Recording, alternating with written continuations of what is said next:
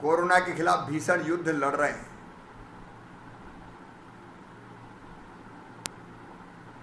Corona से लड़ाई ये साधारण लड़ाई नहीं है। एक ऐसा शत्रु जो पूरी मानवता के खिलाफ खतरा है। अप्रत्याशित रूप से संक्रमण बढ़ा है। महामारी इतनी तेज गति से फैली कि व्यवस्थाएं छोटी पड़ गई, लेकिन हिम्मत हारने की जरूरत नहीं है।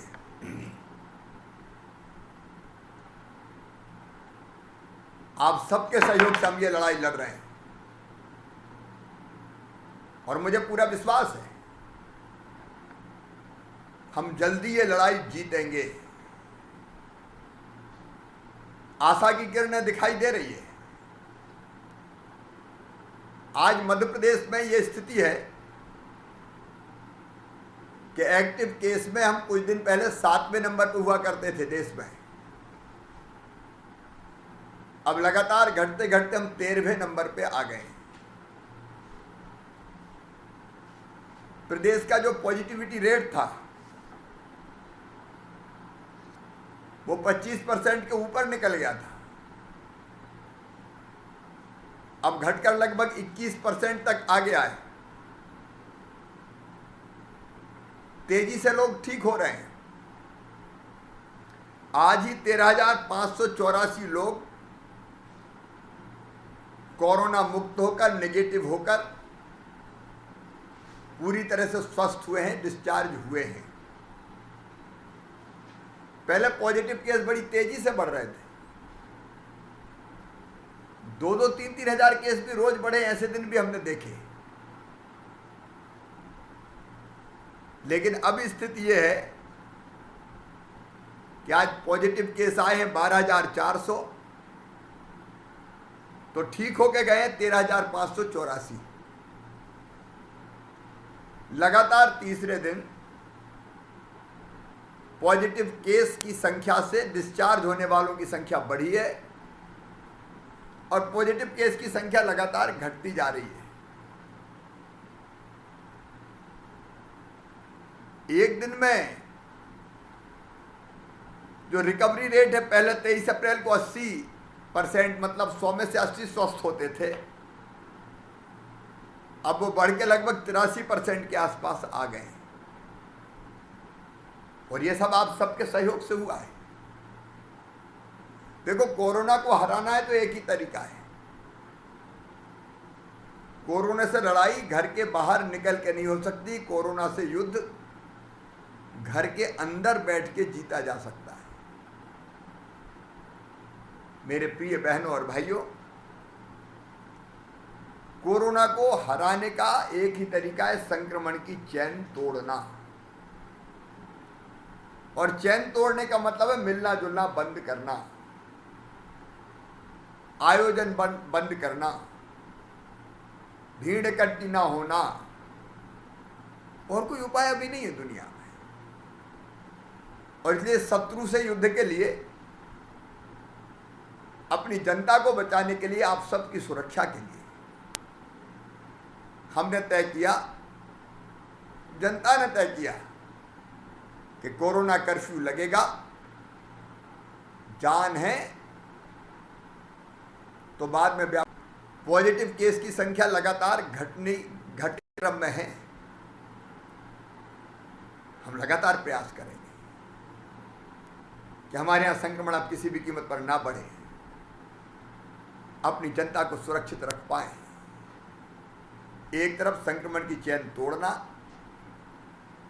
सोचो, अगर ये पॉजिटिव केस लगातार बढ़ते रहते तो क्या हम इतनी व्यवस्थाएं बना पाते? अस्पताल में जगह है, ऑक्सीजन, रेमडेसिविर जैसे इंजेक्शन। मैं दिनों रात इनकी आपूर्ति के काम में लगा हूं। ऑक्सीजन लाने के लिए हवाई जहाज से टैंकर बाहर भेज रहे हैं, रेलों में लाद लाद के भी टैंकर ला रहे हैं। दवाई हो, अस्पताल हो, बिस्तर बढ़ाने की लगातार कोशिश जारी है।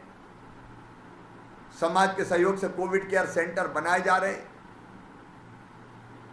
इलाज के हर स्तर पर प्रयास जारी है, कोई कसर नहीं छोड़ेंगे। जब तक सांस है तब तक लड़ेंगे। लेकिन इसके साथ जरूरी था कि हम कोरोना के पेशेंट बढ़ने ना दें, और वो हुआ कोरोना कर्फ्यू के कारण।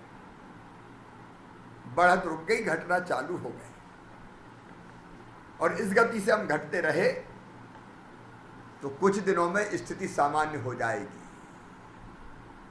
फिर से बिजनेस व्यापार चलेगा, काम धंधा चलेगा। लेकिन तब तक रुकना जरूरी था, और आप रुके, इसलिए आपको धन्यवाद। क्योंकि हमें बचना है और अपनों को बचाना है। मैं जानता हूं कि जब कोरोना कर्फ्यू जैसी व्यवस्था करते हैं तो गरीब भाई बहनों को तकलीफ होती है, छोटे छोटे व्यवसायियों को तकलीफ होती है। लेकिन एक तकलीफ कुछ दिन की है, कुछ दिन में परेशानी दूर हो जाएगी। हमने कई व्यवस्थाएं बनाने की कोशिश की। एक हमने तय किया कि 3 महीने तक निःशुल्क राशन गरीबों को दिया जाएगा। 3 महीने तक निःशुल्क राशन वो मध्य प्रदेश सरकार देगी, हम देंगे। हमारे प्रधानमंत्री जी ने फिर तय किया कि 2 महीने का केंद्र सरकार देगी। तो अब 2 महीना तो मई और जून एक परिवार के एक सदस्य को 10 किलो महीना अनाज मिलेगा निःशुल्क।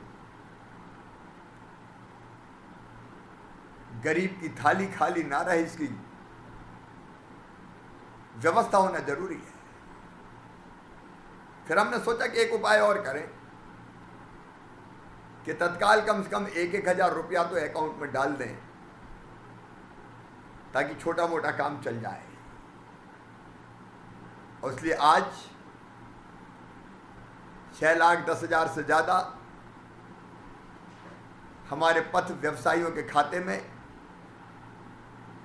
लगभग 61 करोड़ रुपए की राशि हमने डाली है। इसको भी भीड़ के रूप में इकट्ठे निकलवाने मत जाना, संक्रमण का खतरा है। बाहर निकलना नहीं है एक चीज, तो बहुत ज़्यादा ज़रूरत हो तो ऐसा जाना है कि भीड़ ना लगे, संक्रमण ना फैले। एक संक्रमण की चेन ना बने। दूसरे, आपके माध्यम से एक अपील और करना चाहता हूं, आप बाकी सबको भी बताना, सर्दी, बुखार, जुकाम, खांसी अगर ये हो तो भैया बिल्कुल छुपाना मत, तुरंत टेस्ट करवाना। कोरोना ऐसी बीमारी नहीं है कि सावधानी रखो तो जान ले ले। लेकिन मुझे दुख है, कई लोग बताते नहीं, छुपाते रहते हैं कई दिनों तक, या ये समझते कि सर्दी खांसी है, मेरा क्या बिगड़ेगा। और ऐसे में ये खतरनाक हो जाता है, ये सीने में, फेफड़ों में उतर जाता है। ये जानलेवा तब बनता है जब ये फेफड़ों में घुस जाता है। और इसलिए हमारे मंत्री आदरणीय भूपेंद्र सिंह जी भी बैठे हैं। आपको जरा लगे तो आपके नगरीय प्रशासन को तुरंत बताइए कि हमारे मोहल्ले में सर्दी, जुकाम, खांसी, बुखार, दस्त के कोई पेशेंट हैं। हम तुरंत जांच करवाएंगे, घर घर टीम भेज देंगे, और उसमें जरा भी कुछ निकला है तो दवाइयों की किट दे देंगे। टेस्ट रिपोर्ट आने के पहले ही दवाई खाना चालू। अगर वो हमने कर लिया तो कोरोना कुछ नहीं बिगाड़ पाएगा। इसलिए कृपया करके छुपाना, कोई ना छुपाए। कई बार घर में रहते हैं 5 दिन, 8 दिन, 9 दिन, और जब फेफड़े संक्रमित हो जाते हैं तब अस्पताल आते हैं, तब हमारे पास करने को कुछ बचता नहीं है। और इसलिए मेरी हाथ जोड़ के प्रार्थना है सबसे कहना, जो मुझे सुन रहे वो भी, कि छुपाना तो है ही नहीं, अगर है तो तुरंत बता दे, नगर पालिका को खबर कर दे। हम तुरंत घर टीम भेजेंगे, सर्वे करवा लेंगे, और किट दे देंगे। अच्छा, सबका अस्पताल आना भी जरूरी नहीं है। अगर सामान्य है तो दवाई का किट फिर डॉक्टर की देखरेख में घर भी खाया जा सकता है। पॉजिटिव भी निकल जाए तो होम आइसोलेशन कर सकते हैं। वहां डॉक्टर 2 बार बात करेंगे और आपको बताएंगे दवाइयां, कौन सी दवाइयां फ्री में आपको दी जाएंगी। होम आइसोलेशन में भी ठीक से देख रेख करने की कोशिश हो रही है। तो मेरा निवेदन यही है कि ऐसा संकट आए तो छुपाना बिल्कुल नहीं है, तुरंत इलाज शुरू करना है, टेस्ट करवाना है। समय पे इलाज शुरू होने से हम आराम से ठीक हो जाएंगे, स्वस्थ हो जाएंगे। देखो, ये तो समय है, आपातकाल है, युद्ध का समय है। हर स्तर पर लड़ना, एक संक्रमण नहीं होने देना है, चैन तोड़ना है, हम संक्रमित नहीं होंगे, सावधानी से रहना है। अरे एक बात और कह देना, कई बार परिवार में एक सदस्य अगर संक्रमित हुआ तो पूरा परिवार उसके साथ रहता है तो वो संक्रमित हो जाते हैं। ऐसे में घर में अलग रखना है और रोटी देने भी खुद नहीं जाना है। और घर में जगह ना हो तो कोविड केयर सेंटर में रखना है, जो हर ब्लॉक स्तर पे हमने बनाने की कोशिश की है। मेरे प्रिय बहन और भाइयों, मैं आपको बहुत प्यार करता हूं। आप सुरक्षित रहें, स्वस्थ रहें, आपका परिवार स्वस्थ रहे, इसमें आपका सहयोग चाहिए। और आपसे यही प्रार्थना है कि जब तक कोरोना कर्फ्यू मत निकलिए घर से। परिवार में भी सावधानी से रहिए, मेहमान भी मत बुलाइए। इस समय दूर से ही नमस्ते ठीक है, फोन पर बात कर लीजिए। शादी विवाह भी रोक दें कुछ दिन, और नहीं तो शादियों में पता चला कि भीड़ आई तो पूरे रिश्तेदारी संक्रमित हो गए सब। अब ऐसी शादी जो सबको संकट में डाल दे, किस काम की बताओ। तो ऐसी शादी भी टाल देनी चाहिए। और बहुत जरूरी अगर हो तो 5 लोग मिलकर कर दो, दूल्हा दुल्हन अपने फेरा ले लें और अपनी नई जिंदगी शुरू करें। जब ये कोरोना खत्म हो जाएगा तब बड़ी पार्टी दे देना। आप सबके सहयोग की जरूरत है मेरे भाइयों और बहनों। इस कोरोना को खत्म करने के लिए आपसे मिलके हम कोरोना के खिलाफ लड़ाई जीतेंगे। और जब तक आप संकट में हैं, इस तरह की व्यवस्थाएं आपकी बनाते रहेंगे। और चिंता मत करना, जब ये संक्रमण कम होगा, बाजार खुलेंगे, दुकानें लगेंगी, रोजगार बढ़ेगा, उस समय भी जिस सहयोग की जरूरत होगी हम करेंगे। आइए हम सब मिलकर संकल्प लें कि इस लड़ाई में हम सब मिलकर लड़ेंगे, अकेले नहीं, मिलकर सब एक हो जाए। इस समय कोई भेदभाव नहीं,